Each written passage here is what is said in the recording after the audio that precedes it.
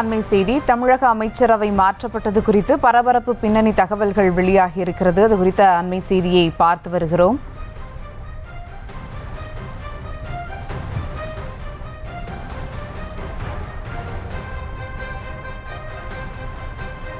அமைச்சரவை மாற்றம் குறித்து பின்னணியில் என்ன தகவல்கள் வெளியாகி இருக்கிறது, அது குறித்த நேரலையில் எமது செய்தியாளர் ராஜேஷ் இணைகிறார். வணக்கம் ராஜேஷ், விவரங்கள்.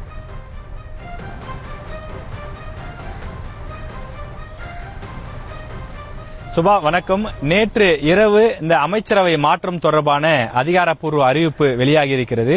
பல மணி நேரங்கள் கடந்திருந்தாலும் கூட அந்த அதிர்வலைகள், அந்த ஆச்சரியங்கள் பலவும் மீளாமல் தான் இருக்கின்றது.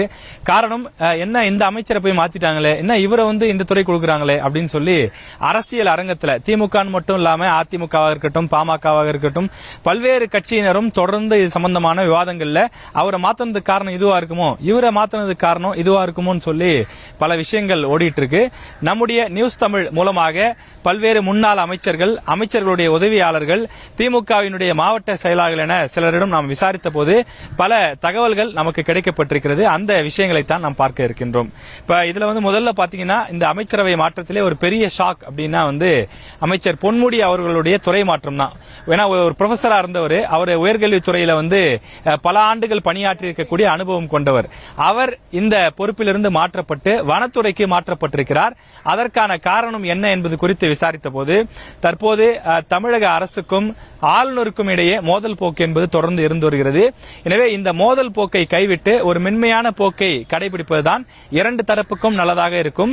தொடர்ந்து அது தமிழ்நாட்டினுடைய வளர்ச்சிக்கு, குறிப்பாக பல்கலைக்கழகங்களுடைய வளர்ச்சிக்கு நன்மை பயக்கும் என்ற ஒரு முடிவை எடுத்திருப்பதாக அறிகின்றோம்.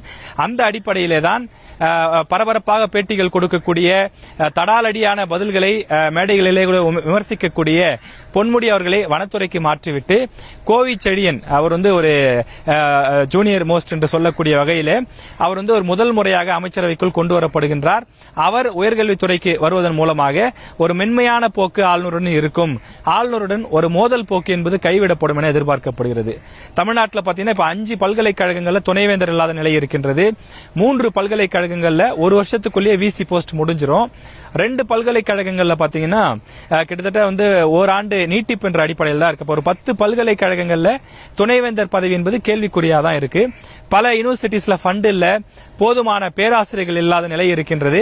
எனவே இவற்றையெல்லாம் சரி செய்யவும், ஆளுநருடனான அந்த மோதல் போக்கை கைவிட்டு ஒரு மென்மையான போக்கை கொண்டு வரவும் இந்த மாற்றங்கள் செய்யப்பட்டிருப்பதாக நாம் விசாரித்த அந்த தகவலில் நமக்கு தெரிய வந்திருக்கிறது.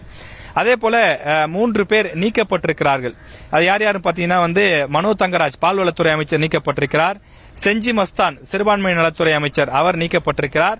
அதே போல வனத்துறை அமைச்சர் ராமச்சந்திரன் அவரும் நீக்கப்பட்டிருக்கிறார். இதற்கான காரணங்கள் குறித்து விசாரித்த போது மனோ தங்கராஜ் பொறுத்தவரையில் உள்ளூர் பிரச்சனை, கன்னியாகுமரியில் இருக்கக்கூடிய உள்ளூர் மாவட்ட செயலாளர்கள், திமுகவினுடைய மூத்த நிர்வாகிகள் அவர்களோடு இணக்கமான ஒரு போக்கு இல்லை, தொடர்ந்து மோதல் போக்கு இருக்கின்றது. அங்கிருந்து தொடர்ந்து தலைமைக்கு புகார் வந்த வண்ணமாக இருக்கின்றது.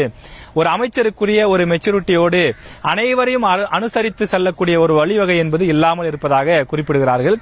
அதே போல ஆவினிலும் எதிர்பார்த்த ஒரு வளர்ச்சி இல்லை. ஆவின் ஏற்கனவே நஷ்டத்தில் இயங்கி வருகின்றது.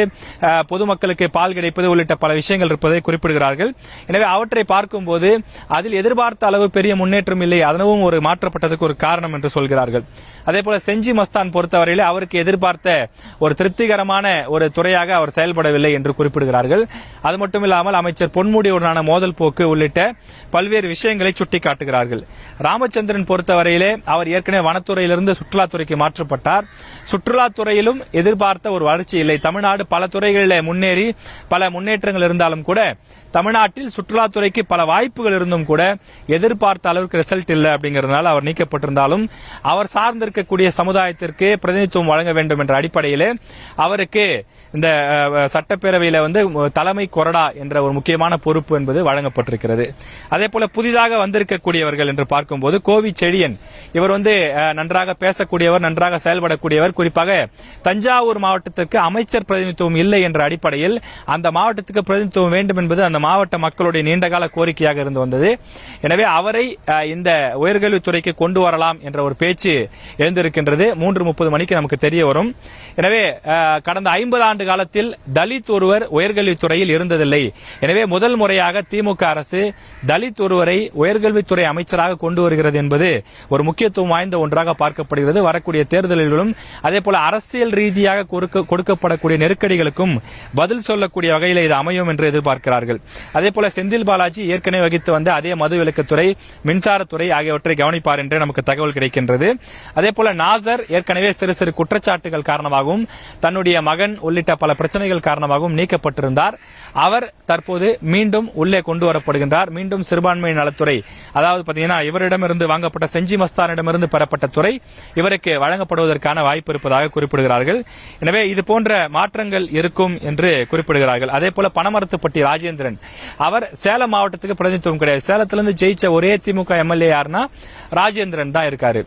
அதனால பாத்தீங்கன்னா சேலத்துல மேற்கு மண்டலத்துல கட்சியை ஸ்ட்ராங் ஆக்கணும், வரக்கூடிய எலெக்ஷனுக்கு இன்னும் கொஞ்சம் பூஸ்ட் அப் பண்ணணும் அப்படிங்கிற அடிப்படையில் சேலம் ராஜேந்திரன் கொண்டு வரப்பட்டிருக்கிறார் என்றும், பாமகவிலிருந்து தொடர்ந்து அழுத்தங்கள் இருக்கிறது. நாங்க இத்தனை எம்எல்ஏ, அதாவது பாத்தீங்கன்னா வன்னியர்ல இருந்து இத்தனை எம்எல்ஏ கொடுத்திருக்காங்க, ஆனாலும் வன்னியர்களுக்கு போதுமான பிரதிநிதித்துவம் அமைச்சரவையில் இல்லை என்றெல்லாம் பல்வேறு குற்றச்சாட்டுகள் அரசியல் அரங்கில் வைக்கப்படுகிறது. அவற்றை எதிர்கொள்ளக்கூடிய வகையில இந்த ஒரு மாற்றம் இருக்கும் என்றும், அந்த அடிப்படையில் வன்னியர் என்ற அடிப்படையிலும் பனமரத்துப்பட்டி ராஜேந்திரனுக்கு ஒரு கூடுதல் முக்கியத்துவம் கொடுக்கப்பட்டிருப்பதாக கூறுகிறார்கள். இது தவிர மதிவேந்தன், அதே போல ராஜகண்ணப்பன், தங்கம் தென்னரசு, அதே போல கயல்விழி செல்வராஜ் ஆகியோருக்கெல்லாம் மற்ற துறைகளிலிருந்து நீக்கப்பட்ட, அதே போல வெவ்வேறு காரணங்களுக்காகவும் இந்த துறைகள் என்பது கொடுக்கப்பட்டிருக்கிறது. மெய்யநாதன் பொறுத்தவரையிலே விளையாட்டுத்துறை அமைச்சராக இருந்து வந்தார். அவரிடமிருந்த துறை பெறப்பட்டதிலே அந்த சமுதாய மக்களுக்கு ஒரு கடும் அதிருப்தி, வருத்தங்கள் இருந்து வந்தார் குறிப்பிடுகிறார்கள், குறிப்பாக முத்திரைய சமுதாய மக்கள். எனவே பிற்படுத்தப்பட்ட அந்த துறை என்பது தற்போது அவருக்கு ஒதுக்கப்பட்டிருக்கிறது. அவர்கள் சார்ந்த பல்வேறு பிரச்சனைகளும் இருப்பதால் தற்போது இந்த துறை ஒதுக்கப்பட்டிருப்பது அந்த சமூக மக்களிடையே ஒரு பெரும் மகிழ்ச்சியை கொடுத்திருப்பதாக குறிப்பிடுகிறார்கள். அதே போல கயல்வேடி செல்வராஜ் பொறுத்தவரையில் ஆதி திராவிட நலத்துறையிலிருந்து அவர் HR ரிசோர்ஸ், அந்த மனிதவளத்துறைக்கு மாற்றப்பட்டிருக்கின்றார். எனவே இந்த TNPSC உள்ளிட்ட முக்கியமான பொறுப்புகள் எல்லாம், அந்த துறையெல்லாம் இனிமே அவருடைய கட்டுப்பாட்டில் வரும். எனவே ஒரு ஒடுக்கப்பட்ட சமுதாயத்தை சேர்ந்த தலித் ஒருவருக்கு கூடுதல் முக்கியத்துவம் கொடுக்கக்கூடிய ஒரு அரசாக திமுக அரசு இருக்கிறது என்பதை நிலைநாட்டக்கூடிய வகையிலே இந்த மாற்றங்கள் அமையும் என்றும், இந்த அமைச்சரவை மாற்றம், சேர்த்தல், நீக்கல் பின்னதாக இது போன்ற பல அரசியல் கணக்கீடுகளும் இருப்பதாக நமக்கு தகவல் கிடைத்துள்ளது. உங்களுடைய கூடுதல் விவரங்களுக்கு நன்றி ராஜேஷ்.